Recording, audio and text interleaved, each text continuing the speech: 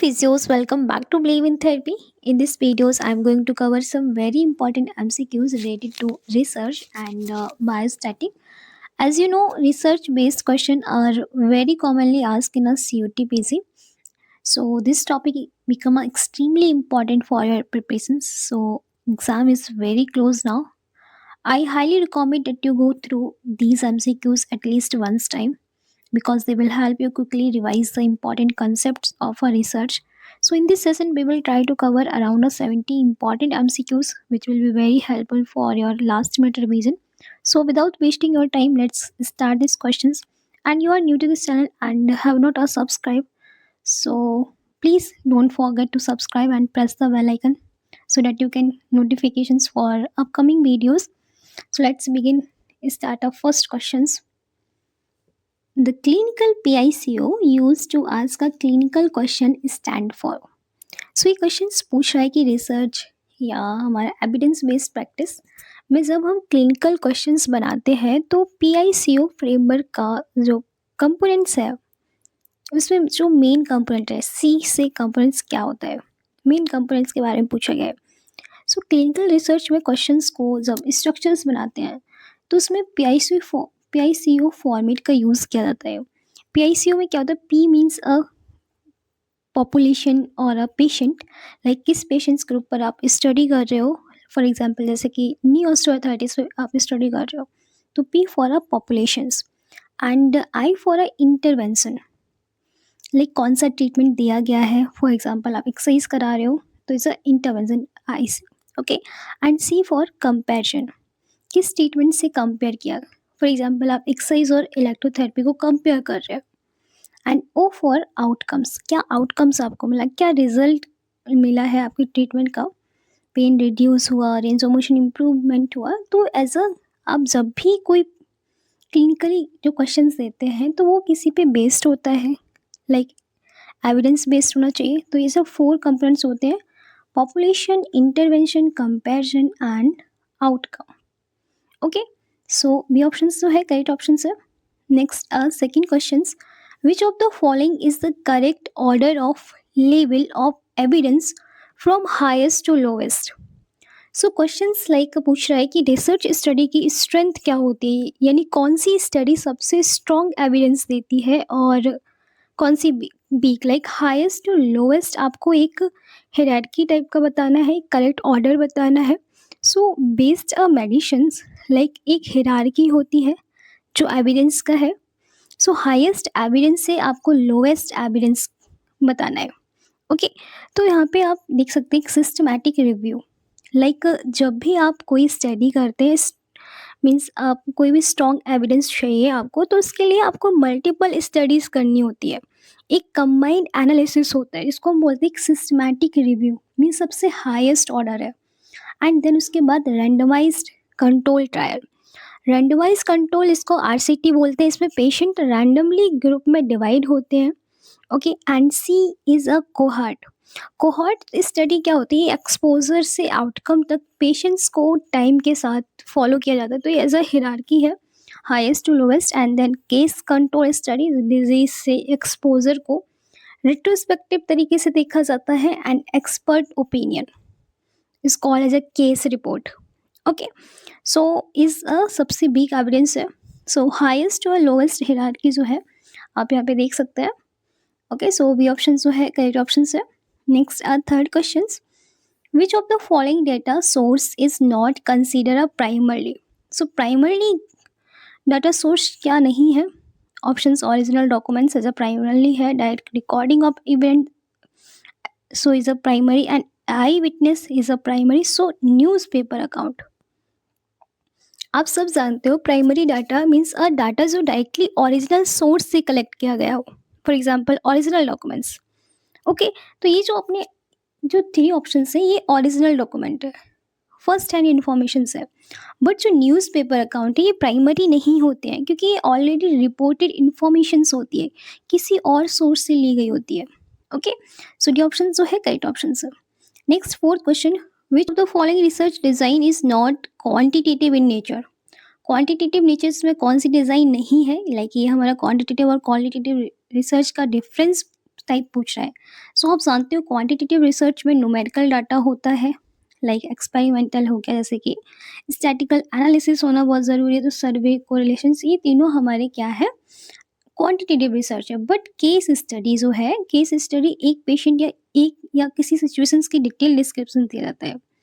Okay, तो ये क्या है, as a non numerical data है ये। सो इसलिए case study qualitative research design है, not a quantitative. So D option जो है रॉन्ग ऑप्शन है, लाइक नहीं है ये। Next fifth question, which of the following research design is not qualitative in nature. तो यहाँ पे जस्ट अपोजिट क्वालिटेटिव के बारे में पूछा गया है। लाइक क्वालिटेटिव रिसर्च का फोकस होता है ह्यूमन बिहेवियर, लाइक क्वालिटी बताना, लाइक जेंडर के बताना, मेल है फीमेल है, एक्सपीरियंस, ह्यूमन बिहेवियर, ऑब्जर्वेशंस, तो ये सब क्या है, as a qualitative. Okay, like जैसे कि केस स्टडी हो गया, एज अ क्वालिटेटिव हो गया। हिस्टोरिकल स्टडी है, ये भी क्वालिटी है। इथोनोग्राफी है, ये भी क्वालिटी है। बस कॉज ही एक्सपेरिमेंटल, इसमें क्या होता है कि इंटरवेंशन दिया जाता है, आउटकम मेजर किए जाते हैं, तो ये डाटा जो है स्टैटिकल एनालिसिस से इवेलुएट है।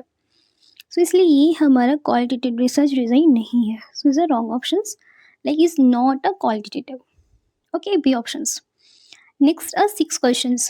Studies are employed to determine the associations between exposure and outcomes. सो ये क्वेश्चंस लाइक कौन सी रिसर्च स्टडी में एक्सपोजर और आउटकम के बीच रिलेशनशिप्स को स्टडी करते हैं। सो रिसर्च स्टडी आप जानते हैं दो टाइप से होती है, एक डिस्क्रिप्टिव स्टडीज होती है, एक एनालिटिक स्टडीज होती है, राइट। सो डिस्क्रिप्टिव स्टडीज जो होती है सिर्फ डिजीज या कंडीशंस को डिस्क्राइब करती है, फॉर एग्जांपल एक प्रीवेलेंस या इंसिडेंस को। नेक्स्ट एनालिटिक स्टडी जो होती है वो एक्सपोजर और आउटकम के रिलेशनशिप को स्टडी करती है। तो क्वेश्चंस में क्या पूछा गया है हमसे, between exposure and outcome relationship. So A option जो है वो करेक्ट ऑप्शन है। Okay, association between exposure and outcome. Next are 7 questions. Which of following is a disadvantage of randomized control trial RCT. So disadvantage like क्या है, इसके limitations क्या होती है कि आरसीटी रिसर्च में पेशेंट्स को रैंडमली ग्रुप में डिवाइड किया जाता है, राइट। और ट्रीटमेंट कंपेयर किया जाता है कि किस ग्रुप में कितना कम कि कौन सा ट्रीटमेंट बेस्ट है। ये गोल्ड स्टैंडर्ड स्टडी डिज़ाइन माना जाता है इसको, लेकिन कुछ इसके डिसएडवांटेज भी होते हैं।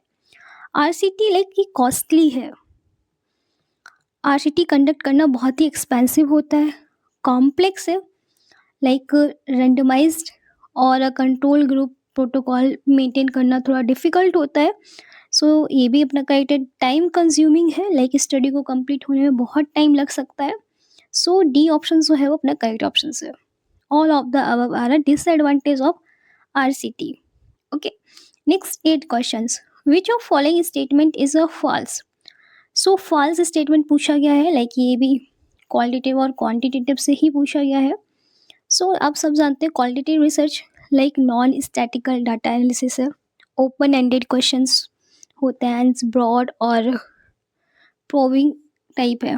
बट जो क्वांटिटेटिव रिसर्च है ये न्यूमेरिकल है, स्टैटिकल है, स्पेसिफिक और मेजरेबल रिसर्च है। ओके, तो यहाँ पे क्या पूछा गया, फॉल्स पूछा गया है। सो आपने देखा यहाँ पे जो अपना डी ऑप्शन है, quantitative research question is probing but non specific. So research specific और क्लियर होती है, ये नॉन स्पेसिफिक नहीं है। So is a wrong options. Okay, 9th questions. If the correlation coefficient is near +1 then.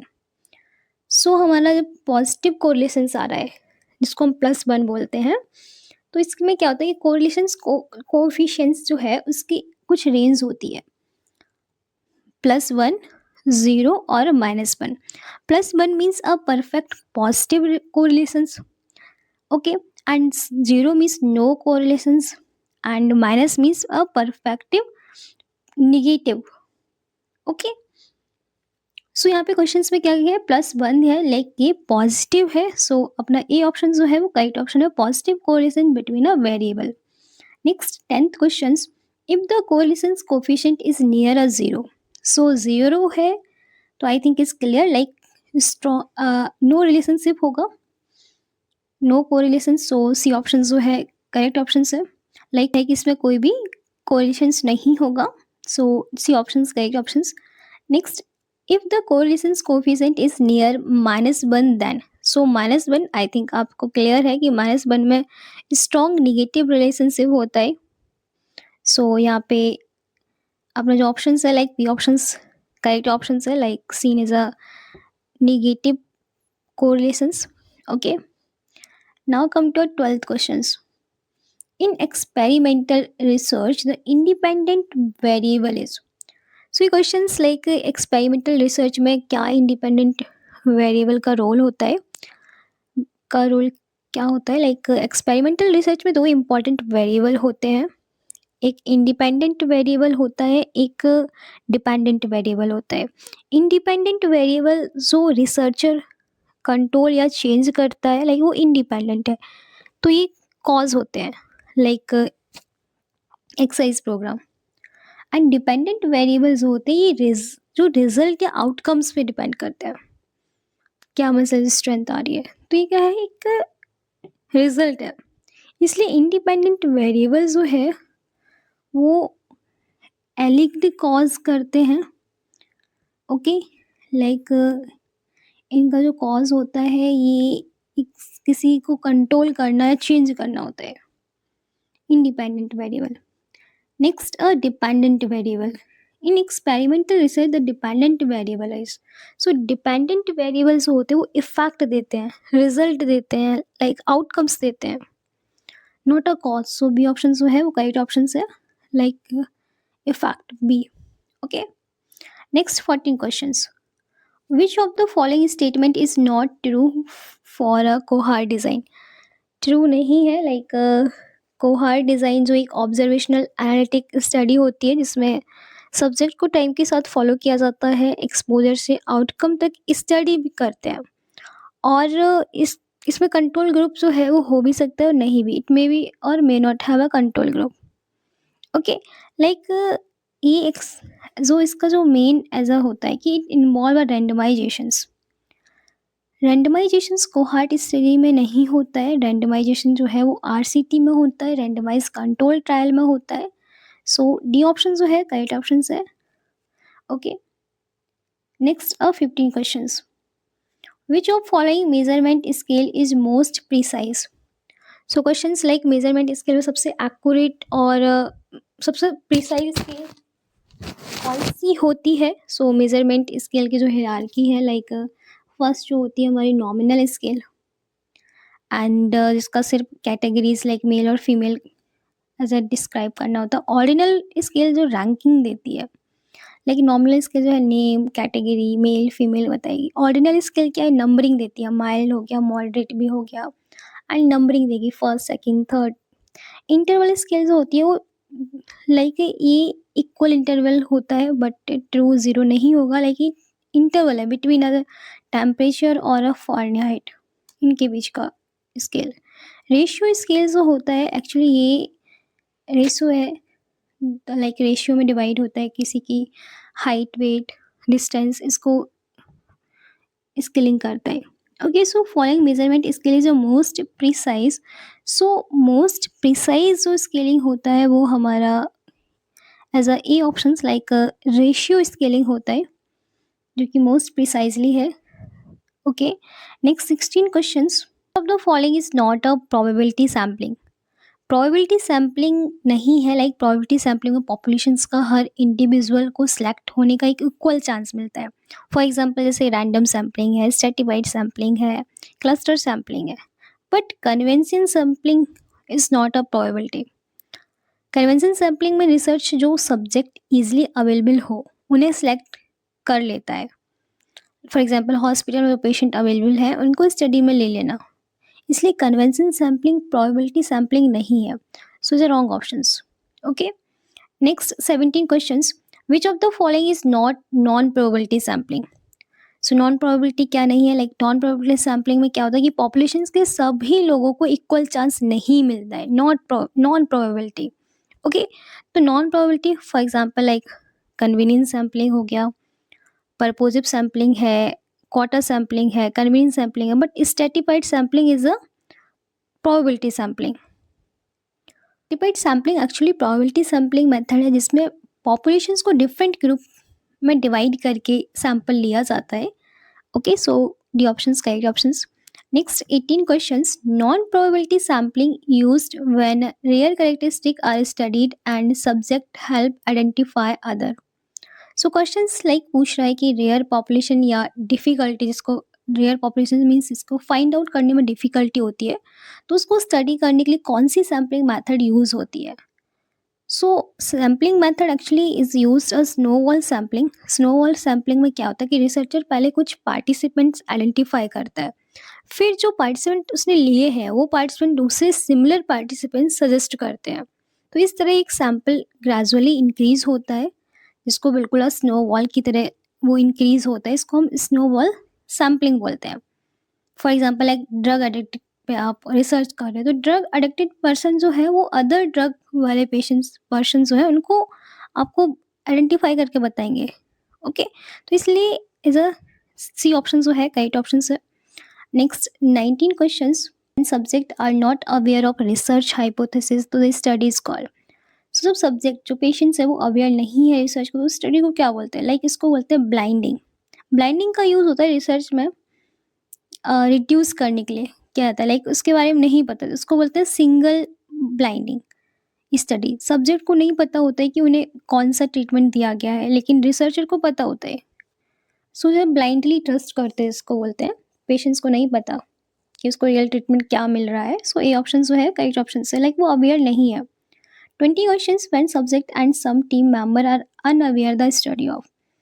Like जब subject भी जो इस पे स्टडी की जा रही है और अदर टीम मेंबर है वो अनअवेयर है कि क्या चल रहा है, उनको नहीं पता क्या लाइक रिसर्च हो रही है, तो सब्जेक्ट को भी नहीं पता ट्रीटमेंट क्या दिया गया, रिसर्चर और इन्वेस्टिगेटर को भी नहीं पता क्या हो रहा है। तो ये इसको बोलते हैं डबल ब्लाइंडिंग। लाइक जब ड्रग ट्रायल में पेशेंट्स और डॉक्टर दोनों को नहीं पता होता है कि ड्रग या जो भी दिया गया है वो क्या है। ओके, तो इसको बोलेंगे double blind. Next 21 questions. When subject team member and data analyser are unaware so the study is called. So questions पूछा गया लाइक ब्लाइंडिंग लेवल के बारे में। जब सब्जेक्ट, हमारी टीम मेंबर और डाटा एनालाइजर तीनों को ही नहीं पता कि क्या चल रहा है, अनअवेयर है। सब्जेक्ट को नहीं पता कि ट्रीटमेंट क्या है, रिसर्चर को नहीं पता, डाटा एनालाइजर को नहीं पता, तो इस रिसर्चर रिजल्ट जो है वो कंप्लीटली एज अ ब्लाइंड है। इसको बोलेंगे triple blind. Okay, next 22 questions. Degree to which result can be applied to general population is. So ये क्वेश्चंस लाइक रिसर्च रिजल्ट की जनरल पॉपुलेशंस पर अप्लाई करने वाली एबिलिटी को क्या कहते हैं, इसके बारे में पूछ रहे हैं। उस डिग्री को क्या बोलते हैं जो इस पे अप्लाई की जाती है। तो इसमें क्या होता है कि जो रिसर्च है उसकी दो वैलिडिटी होती है, दो टाइप की होती है। एक इंटरनल वैलिडिटी होती है, एक एक्सटर्नल वैलिडिटी होती है। लाइक स्टडी के अंदर रिजल्ट एक्यूरेट है या नहीं, उसको बोलते हैं इंटरनल वैलिडिटी। एंड स्टडी का रिजल्ट जनरल पॉपुलेशंस पर अप्लाई हो सकता है या नहीं, इसको बोलते हैं एक्सटर्नल वैलिडिटी। मीन्स नी कोई फॉर एग्जांपल नीप ओए पेशेंट्स पर एक थेरेपी इफेक्टिव है और जनरल पॉपुलेशंस पर अप्लाई हो सकती है, तो ये एक्सटर्नल वैलिडिटी है। ओके, तो इसमें क्या है, degree to which result can be applied to a general population. So applied कर सकते हो, वो हमारा एक्सटर्नल वैलिडिटी है। इंटरनल वैलिडिटी लाइक वो अभी प्रिपेयर की जा रही है, वो एज अभी हर एक पेशेंट्स के लिए अप्लाई नहीं कर सकते हैं, उसको तैयार किया जा रहा है। Okay, next 23 question. A degree to which test measure what it's suppose to a measure is. So questions पूछ रहा है लाइक टेस्ट जो मेजर करने के लिए बनाया गया है क्या वो वही मेजर कर रहा है। Which test measure is suppose to a measure, क्या वो कर रहा है, तो उसका मीन्स है लाइक उसको बोलते हैं वैलिडिटी। वैलिडिटी का मीन्स होता है टेस्ट एक्चुअली वो चीज़ मेजर करे जिसका लिए वो डिज़ाइन किया गया है। तो यहाँ पे किस टाइप की वैलिडिटी होगी। फॉर एग्जाम्पल कोई एक स्केल है जो कि पेन स्केल है, मेजर करने के लिए उसका उसको बनाया गया है, जो उसको पेन ही मेज़र करना चाहिए, ना कि एंजाइटी और स्ट्रेस। लाइक जिसके लिए उसको प्रिपेयर किया गया है वो उसका ही काम करे, उसको बोल लेते हैं उसकी वैलिडिटी। सो टाइप क्या होती है, कंटेंट वैलिडिटी होती है, जो फेस वैलिडिटी होती है, कंस्ट्रक्ट वैलिडिटी होती है। ओके, सो यहाँ पे एज अ करेक्ट आंसर जो है अपना वैलिडिटी है। Like external validity is correct options, B options is correct options. Okay, now come to 24 questions. When knowledge of participation influence subject behavior is it's called. सो यहाँ पे questions में क्या पूछा गया है कि जब सब्जेक्ट को पता होता है कि उन पर रिसर्च हो रही है और इस वजह से उनका बिहेवियर चेंज हो रहा है, तो इस फिनोमेना को क्या कहेंगे? ओके, सो उस फिनोमेना को बोलते हैं हॉथॉर्न इफेक्ट। लाइक पार्टिसिपेंट अपना बिहेवियर चेंज कर देते हैं क्योंकि उन्हें पता है कि उनका ऑब्जर्वेशन किया जा रहा है। For example patient exercise study में एक्स्ट्रा एफर्ट लगा लगा सकता है क्योंकि रिसर्चर उसको ऑब्जर्व कर रहा है। फॉर एग्जाम्पल कोई टीचर है, आपको फोकस कर रहा है, ऑब्जर्व कर रहा है, तो आप क्या करेंगे? अपने पढ़ने पे और फोकस करेंगे ना। तो सेम ऐसा उस इफेक्ट को हम क्या बोलते हैं? Hawthorne effect. Okay, next 25 questions. Consistency between multiple rater is called. Like ये क्वेश्चंस क्या पूछ रहा है? अगर एक ही टेस्ट को मल्टीपल एग्जामिनर परफॉर्म करे और रिजल्ट जो है वो सेम आए, तो उस रिलायबिलिटी को क्या कहते हैं? मीन्स उस consistency between a multiple raters called क्या बोलेंगे? रिलायबिलिटी का मीन्स होता है कि मेजरमेंट कंसिस्टेंसी, लाइक आपने कोई काम कंटिन्यू किया है उसको बोलते हैं कंसिस्टेंसी। ओके, सो कंसिस्टेंटी क्या होती है कि एक हमारा इंटर रेटर रिलायबिलिटी होती है जो डिफरेंट एग्जामिनर जो है उसको करते हैं बट सेम टेस्ट करते हैं एक कंसिस्टेंटी के साथ, है वो सिमिलर आए। लाइक जैसे कि ग्रेविटेशनल फोर्स, इस पे एज अ काम किया गया है न्यूटन, जिसने वर्ल्ड पे बार बार लंबे टाइम तक लॉन्ग टाइम तक काम किया है, तो वो क्या है? कंसिस्टेंसी है, वो एक रिलायबिलिटी है, इसको बोलते हैं inter rater reliability. Okay, next 26 questions. So questions, consistency of rating by a same individual is called. So same individual is called as a inter-rated reliability. Okay, A options is correct options, like same examiner multiple time test कर रहा है, so result है वो similar आ रहा है, so A options है correct options है। 27 measurement of stability of test over time is। like questions क्या पूछ रहा है कि अगर एक टेस्ट को अलग अलग टाइम पर रिपीट किया जाए और रिजल्ट जो है वो सेम आए, तो उस रिलायबिलिटी को क्या कहते हैं? like measurement of stability of test over time। so test rested जो है वो reliability actually same test same subject but different time of interval।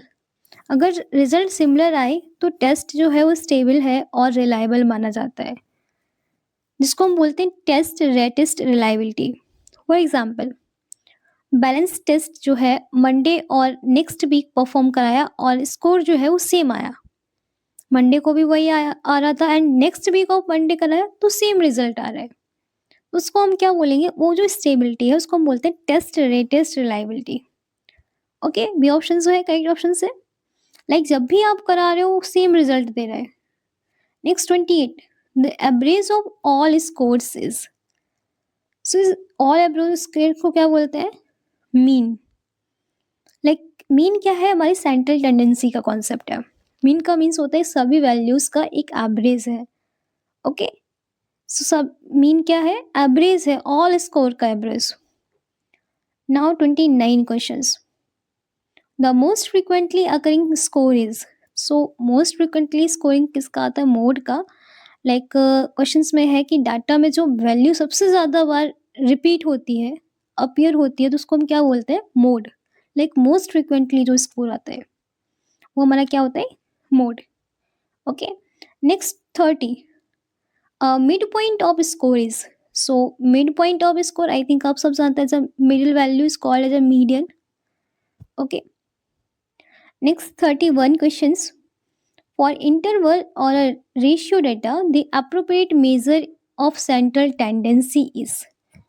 सो ये क्वेश्चंस लाइक इंटरवल और रेशियो टाइप डाटा के लिए कौन सा सेंट्रल टेंडेंसी यूज करेंगे? सो मेजरमेंट स्केल के अकॉर्डिंग सेंट्रल टेंडेंसी चूज की जाती है नॉमिनल डाटा, ऑर्डिनल डाटा और इंटरवल और रेशियो डाटा। लाइक जो नॉमिनल डेटा होता है वो मोड पे डिपेंड होता है, उसमें एज अ जो टेंडेंसी होती है वो मोड की होती है। ऑर्डिनल डाटा जो होता है उसमें मीडियन टेंडेंसी होती है।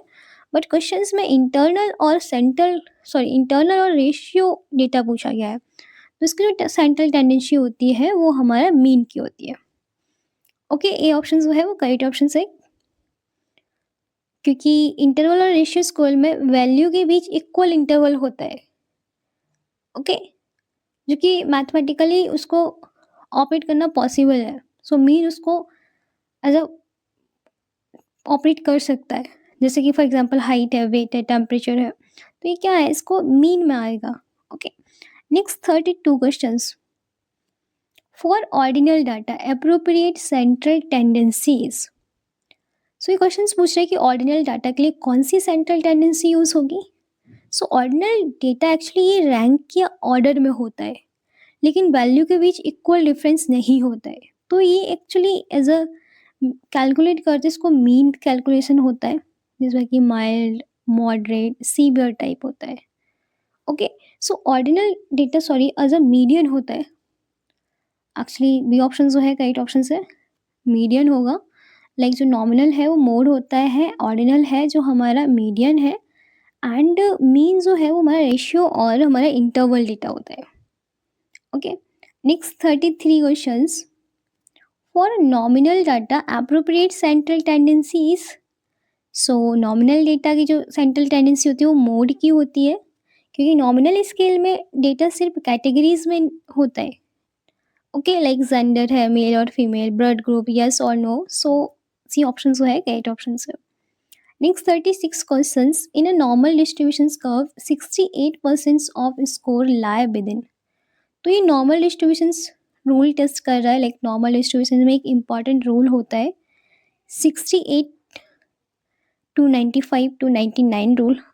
लाइक 68 जो परसेंट डेटा होता है उसका मीन्स स्कोरिंग जो है -1 टू +1 SD होगी, एंड 95 डेटा की जो परसेंटेज होती है वो हमारा -2 SD टू +2 SD होगा, एंड 99 की जो परसेंटेज होती है वो 3 SD होता है। ओके, 99% का। तो ये नॉर्मल डिस्ट्रीब्यूशन कर्व का स्कोर है, एज अ इसको इम्पेरिकल रूल भी कहते हैं। तो 68% का जो स्कोर होगा -1 to +1 SD। Okay, next 37 question. In a normal distribution curve 95% of score lie. So 95 of score जो है वो हमारा -2 SD टू 2 SD होगा। Okay, and next 38 questions. In a normal distribution curve 99% of score lie within a. So C option है वो correct option होगा। 99 में -3 SD to +3 SD rule होता है। ओके, लाइक ये क्या, SD मीन्स स्टैंडर्ड डेविएशन है। लाइक -3 मीन्स 3 स्टैंडर्ड डेविएशन जो है वो लेफ्ट और राइट तक देखेंगे तो ऑलमोस्ट 99% डेटा यूज रेंज में होगा। सो सी ऑप्शन है करेक्ट ऑप्शन है। Next 39 questions. In a normal distribution curve 34.1% of score lie between. So ये क्वेश्चन लाइक नॉर्मल डिस्ट्रीब्यूशन का है, मीन और वन स्टैंडर्ड डेविएशन है इसमें। सो इसके बीच कितना परसेंटेज देगा। लाइक हम जानते हैं कि 1 SD लाइक स्टैंडर्ड डेविएशन के अंदर टोटल 68% डेटा होता है 1 SD में। ओके, बट यहाँ पे हमें 34% ही दिया गया है। ये मीन के दोनों साइड में इक्वल डिवाइड होता है। सो मीन और +SD और -SD जो है वो हमारा 34 होगा, 34.1। सो शी ऑप्शन जो है करेक्ट ऑप्शन है। 1 SD के बीच 34% डेटा होगा। Okay, okay, next come to 40 questions. The formula for a variance is. So variance data का एक स्प्रेड या वेरिएबिलिटी को मेजर करता है। सो ये ऑप्शन जो है करेक्ट ऑप्शन है, sigma x minus m square upon n. So is a formula of variance. Next 41 questions. Alpha level of significance is usually. So alpha level actually ये question जो है रिसर्च में कॉमनली यूज होने वाला significance level है। So alpha level एक probability होती है टाइप 1 एरर होने की। तो रिसर्च में कॉमनली 0.05% टू 0.01% का एज अ यूज़ किया जाता है। लाइक ये जो एग्जांपल है 0.05 एज अ 5% चांसेस होते हैं रिजल्ट के, लाइक अच्छा रिजल्ट आने के। तो इसलिए मोस्ट कॉमन अल्फा लेवल में जो 0.05 और 0.01 यूज़ होता है। लेवल ऑफ सिग्निफिकेंस, लाइक ये टाइप 1 एरर में होने का चांसेस होते हैं, इसको बोलते हैं हम level of significance. Next 42 questions, when the P value is less than alpha value then the null hypothesis is. So P value और हाइपोथेसिस टेस्टिंग का एक कॉन्सेप्ट है। लाइक रिसर्च में दो हाइपोथेसिस होती है, नल हाइपोथेसिस और अल्टरनेटिव हाइपोथेसिस। नल हाइपोथेसिस कोई डिफरेंस नहीं है, अल्टरनेटिव हाइपोथेसिस में डिफरेंस एग्जिस्ट करता है। सो क्वेश्चंस क्या, लाइक पी वैल्यू से लेस देन अल्फा वैल्यू है। लाइक ये कॉन्सेप्ट रूल है, P value is less than for a alpha value, so is null hypothesis is rejected. So B options is correct options. If a p value is more than on a alpha, so null hypothesis is accepted. So यहाँ questions में less than दिया गया है, सो हमारा जो null hypothesis है वो rejected होगा। लाइक यहाँ पे जो अल्फा है वो हमारा 0.05 का है एंड जो हमारा पी वैल्यू है वो लेस देन है, सो वो होगी 0.03। यहाँ पे अगर पी वैल्यू हमारी 0.01 होती तो एज अ गुड हाइपोथेसिस था। ओके, लाइक हमारा रिसर्च था वो गुड था। Next 43 questions, when the P value is greater than alpha value so then null hypothesis is. So null hypothesis is basically accepted होगा। Okay, so B option जो है वो correct option है। More than P value है like जो 0.08 होगी। Okay, means यहाँ पे स्टैटिकली सिग्निफिकेंट नहीं है, सो नल हाइपोथेसिस वो है वो एक्सेप्टेड की जाएगी। Next 44 questions, divided data into 4 equal part two determine relative position off score. सो डेटा को 4 इक्वल पार्ट में डिवाइड किया गया है। टाइप 1, टाइप 2 एंड टाइप 3 होते हैं। लाइक फर्स्ट क्वार्टाइल जो है वो अपना 25% में होगा, सेकेंड जो है मीडियन 50% एंड थर्ड जो है वो 75%, राइट। फर्स्ट क्वार्टाइल एंड जैसे मीडियल क्वार्टाइल एंड जैसे थर्ड क्वार्टाइल। अगर 100 डेटा वैल्यू है तो 25 वैल्यू जो है वो 1 की होगी, 1 क्वार्टाइल। 50 वैल्यू होगी वो मीडियन की होगी एंड 75 वैल्यू वो 3 क्वार्टाइल तक होगी। इसलिए डाटा को 4 इक्वल पार्ट में डिवाइड किया जाता है। इसको हम बोलते हैं, इसको एज अ इक्वल करने के लिए जो यूज़ करते हैं इसको हम क्वार्टाइल बोलते हैं। सी ऑप्शन जो है वो करेक्ट ऑप्शन है। ओके, 4 पार्ट में डिवाइड करने के जो पोजीशन और जो स्कोर होता है उसको हम क्वार्टाइल बोलते हैं। Next 45 questions, data into 100 equal part two determine relative position off score. तो यहाँ पे कंफ्यूज नहीं होना है, 100 इक्वल पार्ट में डिवाइड करना है स्कोर को। सो उस पोजीशन को क्या बोलते हैं, percentile. Percentile actually percentile data को 100 इक्वल पार्ट में डिवाइड करती है। 50 परसेंटाइल जो है वो हमारा मीडियन होता है एंड 90 परसेंटाइल मीन्स टॉप 10 का score. Okay, so B option जो है करेक्ट ऑप्शन है। लाइक अगर एक पेशेंट्स 90 परसेंटाइल में है तो इसका मीन्स है वो 90% स्टूडेंट से बेटर परफॉर्म कर रहा है। सो बी ऑप्शन जो है करेक्ट ऑप्शन।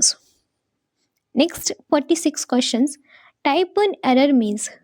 सो टाइप 1 एरर लाइक तब होती है जब नल हाइपोथेसिस एक्चुअली ट्रू होती है, लेकिन रिसर्चर जो होते हैं उसको रिजेक्ट कर देते हैं। इसको फॉल्स पॉजिटिव एरर भी कहते हैं। फॉर एग्जाम्पल, रिसर्चर के अकॉर्डिंग ट्रीटमेंट इफेक्टिव लग रहा है लेकिन रियलिटी में ट्रीटमेंट इफेक्टिव नहीं है, इसलिए ट्रू नल हाइपोथेसिस को रिजेक्ट कर दिया जाता है। तो उसको बोलते हैं टाइप 1 एरर। ओके, लाइक जो इसका करेक्ट ऑप्शन है वो हमारा type 1 error, null hypothesis rejected despite being a true. Okay, next 47 questions, type 2 error means. Type 2 error means like null hypothesis actually false होती है लेकिन रिसर्चर उसे एक्सेप्ट कर लेते हैं, इसको फॉल्स नेगेटिव एरर बोलते हैं। ओके, सो नल हाइपोथेसिस यहाँ पे क्या है, एक्सेप्टेड हो जाती है। So B option is correct option. Next 48 questions, type 1 error alpha error means. So type 1 error actually type 1 error जो है नल हाइपोथेसिस एक्चुअली इसकी ट्रू होती है लेकिन रिसर्चर रिजेक्ट करते हैं, तो इस सिचुएशन में रिसर्चर बोलते हैं कि ट्रीटमेंट इफेक्टिव है, जबकि रियलिटी में इफेक्टिव नहीं होता है, इसलिए इसको फॉल्स पॉजिटिव कहते हैं। ओके, सो यहाँ पे टाइप 1 एरर और alpha error means a false positive finding, A options. Next 49 questions. Type 2 error beta error means, so type 2 error means I think आपको क्लियर होगा कि नल हाइपोथेसिस एक्चुअली फॉल्स होती है, बट उसको accept कर लिया जाता है। तो क्या है हमारा, मीन्स ट्रीटमेंट इफेक्टिव नहीं है, जबकि रियलिटी में ट्रीटमेंट इफेक्टिव है, सो इसको फॉल्स नेगेटिव बोलते हैं। B option is correct options. Okay, so I think is clear. Next 50 questions. Which of the following statement is false regarding t-test? So t-test actually एक parametric test है, non parametric नहीं है। T test use होता है to दो group के mean compare करने के लिए, इंडिपेंडेंट टेस्ट और a pair test. Independent test like two different group के लिए होता है, पेयर टेस्ट जो है सेम ग्रुप बिफोर और after. Okay, so T test is a non parametric test, so is a false. Okay, I think it's clear. Next 51 questions. Which of following is not a parametric test? So parametric test तब use होता है जब data normally distributed हो, measurement interval या ratio scale पर हो। For example like T test हो गया, एनोवा है, एनाकोवा है, तो ये एज अ नॉट लाइक ये पैरामेट्रिक टेस्ट है। बट क्वेश्चंस में क्या पूछा गया, not. So not is a chi square test जो है ये कैटेगरियल डाटा पर यूज होता है, so is a non parametric test. Okay, next 52 questions. Which of the following is not a correlation static? तो कोरिलेशन स्टैटिक लाइक ये question जो है कोरिलेशन मेजर करने के लिए कौन सा स्टैटिक यूज नहीं होता है, तो इसके बारे में पूछ रहा है। कोरिलेशंस का यूज दो वेरिएबल के रिलेशनशिप को मेजर करने के लिए होता है, तो यहाँ पे नॉट दिया गया है। कॉमन कोरिलेशन जो स्टैटिक्स होते हैं वो पियर्सन कोरिलेशंस कोएफिशिएंट्स हैं, स्पीयरमैन रैंक कोरिलेशंस है, and point by serial correlations है। बट जो हमारा काई स्क्वायर टेस्ट है ये एक्चुअली एसोसिएशन होता है between a categorical variable, not a correlation measure. Okay, next 53 questions. Correlations range 0.76 to 1 indicate is, so correlations coefficient जो range है वो एक्चुअली 1 to +1 के बीच में होता है। तो यहाँ पे क्वेश्चंस में क्या दिया गया है, like 0.76 to 1 indicate is like high correlations.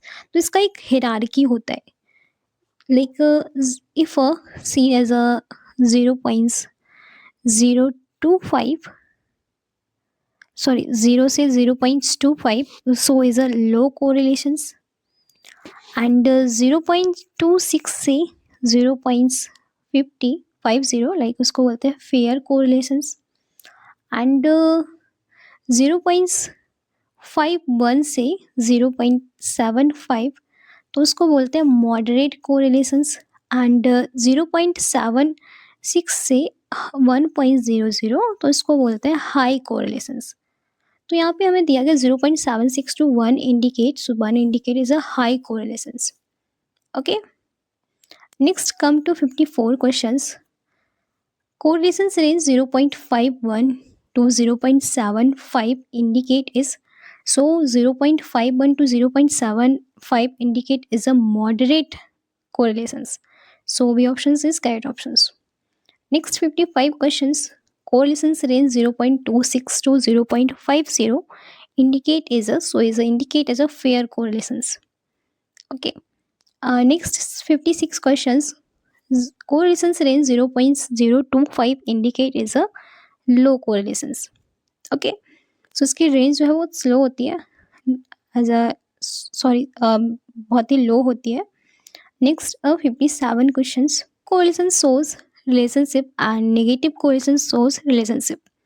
सो ये positive correlations and negative correlations like दोनों ही कोरिलेशंस है, दोनों वेरिएबल सेम डायरेक्शंस में चेंज होते हैं, लाइक एक इंक्रीज होगा तो दूसरा भी इंक्रीज होगा, फॉर एग्जाम्पल लाइक एक्सरसाइज जितना ज़्यादा करते जाएंगे उतना ज़्यादा मसल्स स्ट्रेंथ इंक्रीज होगी, तो इसको हम बोलते हैं डायरेक्ट रिलेशनशिप। तो पॉजिटिव कोरिलेशनशिप सोज है वो डायरेक्ट रिलेशन शो करता है। नेगेटिव कोरिलेशंस क्या होता है, एक वेरिएबल इंक्रीज होगा तो दूसरा डिक्रीज होगा, लाइक पेन बढ़ेगा तो फंक्शन कम होगा, तो इसको बोलते हैं इनवर्स रिलेशनशिप। ओके, सो हमारा ये ऑप्शन जो है करेक्ट ऑप्शन है, लाइक नेगेटिव कोरिलेशन सोज करता है inverse relationship, opposite relationship. Okay, next 58 questions. A step diagnostic test rule in a diagnosis when the test has. So ये क्वेश्चन डायग्नोस्टिक टेस्ट के concept पे, सेंसिटिविटी और specificity पे, like एक important rule होता है spin rule. Spin rule means S for a specificity and P for a positive and I for like a rule in. Okay, so जहाँ पे question से पॉजिटिव डायग्नोस्टिक टेस्ट दिया जाए तो आई थिंक आप यहाँ पे समझ जाए कि ये एक स्पेसिफिसिटी का है, और पॉजिटिव है, positive means a high. So A option जो है अपना करेक्ट ऑप्शन है, लाइक टेस्ट की स्पेसिफिसिटी हाई है और रिजल्ट तो पॉजिटिव आएगा, तो डिजीज मीन्स कंफर्म हो सकती है। For example like special orthopaedics test positive आए हैं तो टेस्ट की स्पेसिफिसिटी हाई है, डायग्नोसिस कंफर्म होगा। सो ये option correct option. Next 59 questions. A negative diagnostic test rule out diagnosis when the test has. So negative है, negative diagnostic test, इसके लिए इंपॉर्टेंट रूल होता है snout, like sensitivity negative rule को out करती है। ओके, तो अगर टेस्ट की सेंसिटिविटी हाई है और रिजल्ट नेगेटिव है तो डिजीज वो अनलाइकली होगी। नेगेटिव डायग्नोसिस टेस्ट जो है डायग्नोस करते हुए रूल्स आउट करता है, लाइक टेस्ट जब कब होता है, हाई सेंसिटिविटी पे होता है। Okay, so C option is correct option, like negative है वो सेंसिटिविटी पे, पॉजिटिव जो होता है वो स्पेसिफिसिटी को होता है। अगर स्क्रीनिंग टेस्ट नेगेटिव है और सेंसिटिविटी हाई है तो डिजीज रूल आउट हो सकती है। सो सी ऑप्शन करेक्ट ऑप्शन है। Now in last question 60 questions. In a normal distribution curve, mean, median and mode lie in. So in a normal distribution curve, like जिसमें कि question में पूछा गया है मैं मीन मीडियन एंड मोड लाए, तो मीन मीडियन और मोड की पोजीशंस क्या होती है। नॉर्मल डिस्ट्रीब्यूशन एक सिमेट्रिकल वेल शेप्ड स्ट्रक्चर्स होता है, इसमें मीन भी होता है, मीडियन भी होता है और मोड भी होता है, तीनों एग्जैक्ट सेम पॉइंट्स पर सेंटर में होते हैं, इसलिए कर्व जो है परफेक्टली सिमेट्रिकल होता है। ओके, तो इसलिए नॉर्मल डिस्ट्रीब्यूशन में मीन मीडियन मोड है वो इक्वल होंगे, मिड लाइन पे होंगे, तो 60 ए ऑप्शन है वो अपना करेक्ट ऑप्शन है। Okay, so I think is clear, like I have covered around 60 MCQs in this videos. थोड़ा सा अच्छे से नहीं कर पाई हूँ क्योंकि टाइम कम है और मुझे आप तक क्वेश्चंस भी पहुंचाने थे, तो बहुत ज़्यादा डीपली एक्सप्लेनेशंस नहीं है, एक्चुअली रिसर्च हमारा भी बहुत अच्छा नहीं है बट आपका रिवीजन तो कराना हमारी रिस्पॉन्सिबिलिटी है ना। I hope all questions were clear and informative for you, so these questions are very important from the exam point of view, so make sure you revise them once before your exam, and please don't forget to like the video because a lot of effort goes into making these videos for you. I am trying to upload 2 videos every day so that you can revise as much content as possible before this exam. If you revise all these questions once, I am sure the research sections will become much easier for you and feel a full confidence. So keep revising and keep practicing. Thank you so much for watching. Bye bye. Take care and all the best. See you in the next class.